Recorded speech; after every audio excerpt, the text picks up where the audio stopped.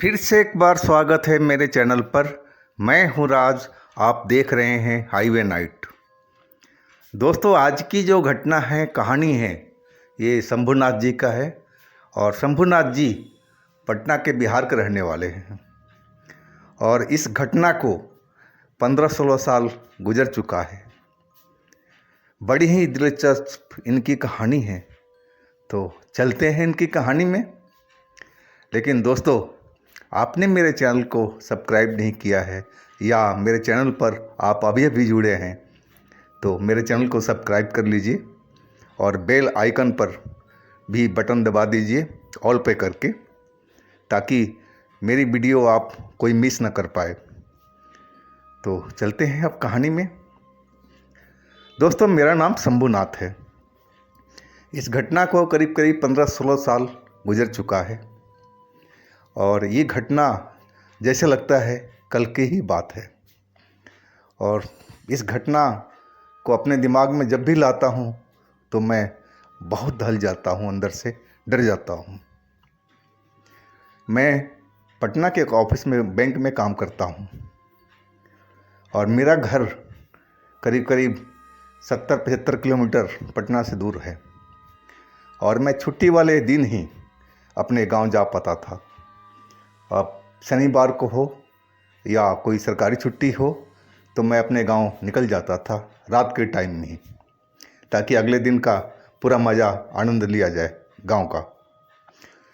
अभी मेरी शादी नहीं हुई थी और बातचीत चल रही थी। और मैं वही एक दिन, छुट्टी के दिन, शनिवार ही था, मैं अपने गांव के लिए निकलने जा रहा था। लेकिन कुछ खरीदारी करनी थी, माँ ने बताया था, लिस्ट दिया था, और उस खरीदारी में मैं लग चुका था। लेट तो काफ़ी हो चुका था, करीब करीब 9-9:15 का वक्त हो चुका था। और मुझे एक बजरंगबली की सुंदर सी मूर्ति नज़र आई और इतनी मोहक थी कि मैं ले ही लिया मूर्ति को। और मैं अपने गाड़ी पर लगाने का मन बना लिया था। मैं अपनी उस मूर्ति को अपनी गाड़ी पर ही लगाया, डैशबोर्ड पर। बहुत शानदार मूर्ति थी बजरंगबली की। और इसके बाद में मैं चल पड़ा था अपने गांव की ओर। मेरा गांव का जो रास्ता था, मैं वहां तक आ चुका था, लेकिन रात बहुत हो चुकी थी। पूरा इलाका सोन सपाटा पड़ा हुआ था। अब उस रोड पर मुझे 4 किलोमीटर अंदर जाना था अपने गांव के रास्ते पर। और वो रास्ता के आसपास में कोई गांव नहीं था, बस रोड बना हुआ था और हमें चलते जाना था। मैं उस रास्ते पर निकल लिया था।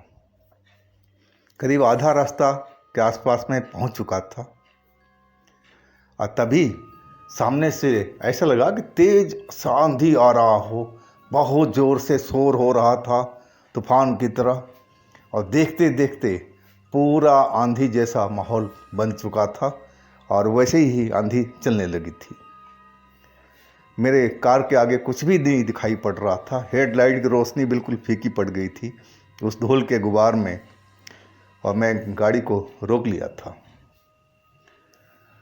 थोड़ी देर इंतज़ार करने के बाद जैसे वो तूफान आया था, आंधी, और वैसे गायब हो चुका था। मैं सामने देखा तो मेरे तो होश उड़ गए थे, कि मेरे सामने तो रोड था ही नहीं। सामने एकदम अंधकार अंधकार दिख रहा था और पूरा खेत झाड़ियों जैसा माहौल बना हुआ था और नज़र आ रहा था। मैं हैरान परेशान, नहीं कि रोड कहाँ गई भाई, आगे हमारी गांव वाली रोड कहाँ गई। मैं बार बार देखे जा रहा हूँ कि आखिर रोड हमारी गई तो कहाँ गई। मैं इतना आश्चर्य में डूब चुका था कि मुझे समझ में नहीं आया कि मैं करूँ क्या करूँ। और मैं नीचे उतर गया था गाड़ी के, जबकि मुझे गाड़ी से नीचे उतरना नहीं चाहिए था। लेकिन मेरे दिमाग में ये सब बात आई नहीं थी।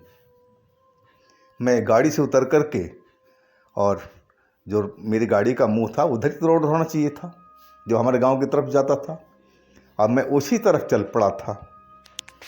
आगे सचमुच वाकई में आगे में खेत था।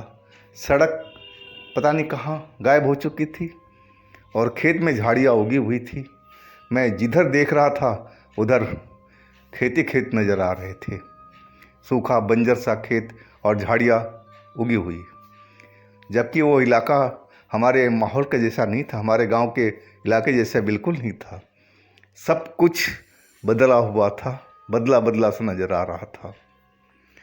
चांद आसमान में निकला हुआ था और बहुत तेज़ रोशनी निकल रही थी, ऐसा लग रहा था।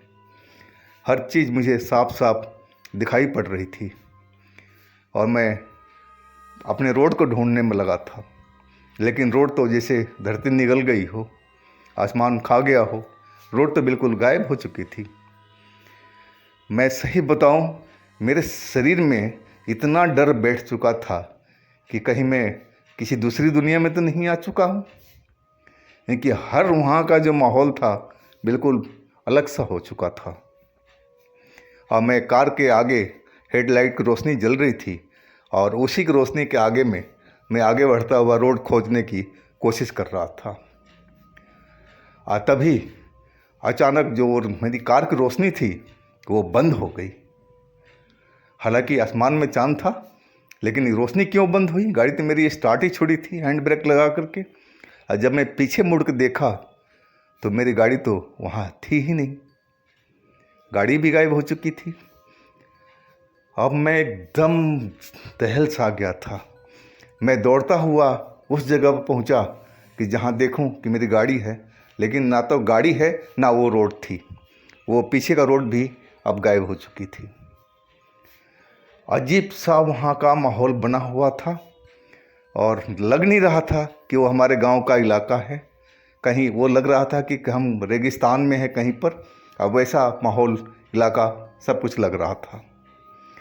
मैं डर के मारे चिल्लाने लगा था और सही बताऊं तो मैं रोने भी लगा था डर के मारे। एक तो मेरी गाड़ी गायब हो गई और दूसरा मेरा गांव का रास्ता गायब हो चुका था और तीसरा मैं ऐसे जगह फंसा हुआ था जो मैंने कभी देखा भी नहीं था। ऐसा माहौल बना हुआ था। अब मैं सिहर चुका था हर तरफ से। अब मैं जाऊं तो किधर जाऊं, मुझे कुछ समझ में नहीं आ रहा था। मैं वहीं बैठ गया था और रोने लगा था। और तभी मुझे कुछ लोगों की हंसने की आवाज़ आई। मैं सर उठा कर देखा तो सामने से खेतों के साइड से तीन चार ही लोग थे जो मेरी तरफ आ रहे थे और तेज़ तेज़ बातें कर रहे थे आपस में और हंसते हुए आ रहे थे। जब वो नज़दीक आए तो मैं उठ कर के खड़ा हुआ ताकि उनसे पूछ सकूं कि मेरा गांव कहाँ है और ये लोग किस गांव के हैं। और मैं उनके तरफ देखा, उनके जो पहनावे थे कुछ अलग ही ढंग के थे। आज के पहनावे से बिल्कुल मैच नहीं कर रहे थे। बहुत पुराना फैशन का कपड़ा था उनका और पहनावा था और सर पर पगड़ी सी बांधे हुए थे जो हमारे इलाके में ऐसी पगड़ी होती नहीं थी। वो रंग बिरंगी पगड़ियाँ थी और उसके बांधने का स्टाइल भी कुछ अलग ही थी। मैं फिर भी उनसे रोकना चाहा कि भाई जी ज़रा रुकना, लेकिन वो लोगों ने तो मेरी तरफ देखा तक नहीं। मैं उनको बार बार बोल रहा था, भाई जी 1 मिनट रुको तो सही, आप कहाँ जा रहे हो, कौन से गांव के हो और मेरा गांव कहाँ है। मैं अपने गांव का नाम बोल करके पूछने लगा, लेकिन उन्होंने तो मेरी तरफ बिल्कुल देखा ही नहीं। मैं हैरान सा रह गया था कि क्या मैं किसी दूसरी दुनिया में पहुंच गया हूं, आखिर मैं हूं कहां पर। मैं उनको पीछे दौड़ पड़ा था और मैं उनका हाथ पकड़ने की कोशिश कर रहा था, लेकिन वो तो मेरे हाथ में आ ही नहीं रहे थे, महसूस ही नहीं हो रहा था। वो तो धुएं की तरह एकदम लग रहा था कि धुआं भी नहीं हो। मैं उनको हवा में पकड़ने की कोशिश कर रहा था। अब मैं खुद डर गया कि कहीं मैं मरवर तो नहीं गया, मैं खुद तो भूत नहीं बन गया हूँ ताकि कोई मुझे नहीं देख पा रहा। सही माने में तो मैं इतना कभी नहीं डरा था जो उस दिन मैं डरा था। और मेरे हार्ट बीट तो ऐसे चल रहा था जैसे निकल के बाहर आ जाएगा। अब मैं भगवान से ही प्रार्थना करने लगा कि हे भगवान, मेरी रक्षा करो, अब मुझे मेरे घर तक पहुंचा दो। ऐसे ही पहुंचा दो, मुझे कार की ज़रूरत नहीं है, मैं अपने घर पहुंच जाऊं बस। और ऐसे करके मैं रोने लगा था और एक जगह बैठ गया था। अब मैं अपने आप को एक भूत ही समझ लिया था, मरा हुआ इंसान, कि ऐसे ही होता है। और तभी एक घोड़े की आवाज़ आने लगी। घोड़ा टाप जो था बहुत तेज़ी से वो भी मेरी तरफ ही आ रहा था। और मैं खड़ा होकर के देखने की कोशिश करने लगा। वो सफ़ेद रंग का ऐसा घोड़ा दिख रहा था, मटमैला रंग का, और उस पर जो सवार बैठा हुआ था, तो मैं तो देख करके जो भी रही सही कसर थी डरने की वो पूरी हो चुकी थी कि उसका तो सर ही नहीं था, सरकटा था वो, और बिना कपड़ों का और काला भुजंग सा, ऐसा पहलवान जैसा, लेकिन बिना सर का। और वो मेरे पास में आकर के घोड़ा उसका मेरे गोल गोल घूमने लगा था। मैं तो डर के मारे अब लग रहा था कि बस ख़त्म है मामला मेरा। तभी वो जो आगे लोग जा रहे थे 4, वो भी मेरी तरफ आ चुके थे वापस। और अब वो हंस नहीं रहे थे, बस सामने खड़े हो चुके थे। अब मुझे समझने में देर नहीं लगी थी कि मैं किसी बहुत बड़े खतरे में फंस चुका हूँ और ये भूतों का माया जाल है और मैं इस माया जाल में फंस चुका हूँ। मुझे अपनी कार से उतरनी ही नहीं चाहिए थी। मैं अपने कार में अगर होता तो बिल्कुल सुरक्षित होता, लेकिन भूल तो हो गई थी। अब भूल की सज़ा तो मुझे भुगतनी थी। और वो जो घोड़ा वाला इंसान था बिना सर का, सरकटा, और मेरी गर्दन को पकड़ने लगा था। अब मैं उसकी गर्दन से, मैंने हाथ से बचने की कोशिश कर रहा था और मैं पीछे हटता जा रहा था, लेकिन वो 4 बंदे तो पीछे अब आ चुके थे। अब मैं उनसे गुहार करने लगा, भाई मुझे छोड़ दो, मुझे अपने गांव जाना है, अपनी माँ के पास में जाना है, मुझे बख्श दो भाई, मैं आप लोगों को क्या बिगाड़ा है, मुझे जाने दो। अब मैं रोने लगा था, लेकिन उनको दया नहीं आ रही थी। और फिर वो चारों हंसना शुरू कर दिए थे। और जो घोड़े वाला शख्स था अब मेरी गर्दन को पकड़ लिया था और दबाने की कोशिश कर रहा था। अचानक मुझे भगवान का याद आया और जय बजरंग बली का मैं ज़ोर से बोला। यानी कि डूबते के सहारा तो वही हैं, भगवान ही हैं। अब जो होगा भगवान ही करेंगे। और मैं बुलंद नारा लगाया था कि जय बजरंग बली। और जी उस नारे का तो असर पड़ा, इतना असर पड़ा कि उस घुड़सवार ने मेरा गला छोड़ दिया था। और देखते ही देखते सब कुछ वहाँ का माहौल बिल्कुल बदलने लगा था। सेकेंडों नहीं लगा, जैसे था पहले हमारा, अब वैसे ही वहाँ का माहौल बन चुका था। अब मैं पीछे देखा तो रोशनी मेरी गाड़ी का, अभी भी गाड़ी की रोशनी आ रही थी, हेडलाइट जल रही थी। अब मेरी गाड़ी मेरे पीछे ही खड़ी थी। मैं जल्दी से देरी नहीं की अपनी गाड़ी में घुसने की। जब मैं अपनी गाड़ी में घुस गया तब जाकर मुझे अब शांति मिली थी। डर तो कम नहीं हुआ था, लेकिन धड़कन थोड़ा कंट्रोल में आ चुकी थी। अब सामने देखा, वही रोड था, सब कुछ मेरे सामने में था। गाड़ी स्टार्ट थी और मैं गियर में डाला और जय बजरंग बली बोलते हुए आगे की तरफ बढ़ चुका था।